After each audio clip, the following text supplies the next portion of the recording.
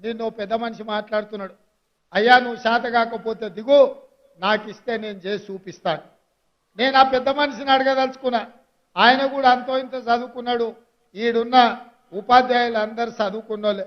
300 ఏళ్ల కింద ఔరంగజేబ్ అని ఉండేటోడు గుర్తుంది అనుకుంటా మీకు అందరికి. ముకుందా జ్యువెలర్స్ తెలంగాణలో మొట్టమొదటి ఫ్యాక్టరీ అవుట్లెట్ మన కొత్తపేటలో ఫిబ్రవరి 14న గొప్ప శుభారంభం.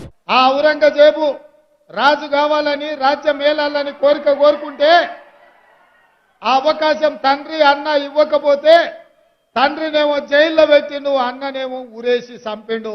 అప్పటి నుంచి వెన్నుపోటుకు మారు పేరు ఔరంగజేబు అని ఇవాళ చరిత్రలో ఉన్నది. ఇవాళ హరీష్ రావు కూడా మరో ఔరంగజేబు అవతారం ఎత్తాల్సిందే తప్ప 10 సంవత్సరాలు మీరే కదా అధికారంలో ఉన్నది. 10 ఏళ్ళు మీ మామగారు ముఖ్యమంత్రిగా ఉన్నారు, మీరు ఆర్థిక మంత్రిగా, మీరు సాగునీటి పారుదల శాఖ మంత్రిగా ఉన్నారు.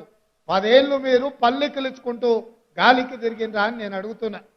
ఇవాళ మీరు కట్టిన మేడిగడ్డ పేక మేడల్లా కూలిపోతే 1,00,000 కోట్ల రూపాయలు ఖర్చు పెట్టి 1,00,000 ఎకరాలకు నీళ్లు ఇవ్వకపోతే ఇవాళ కాగు నివేదిక శాసనసభలో ప్రవేశపెట్టినాం.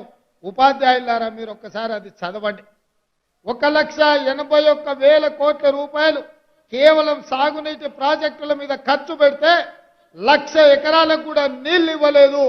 ఇంత దుర్మార్గమైన దోపిడీ ప్రభుత్వాన్ని ఈ భూ ప్రపంచం మీదనే ఎవరు చూడలేదు.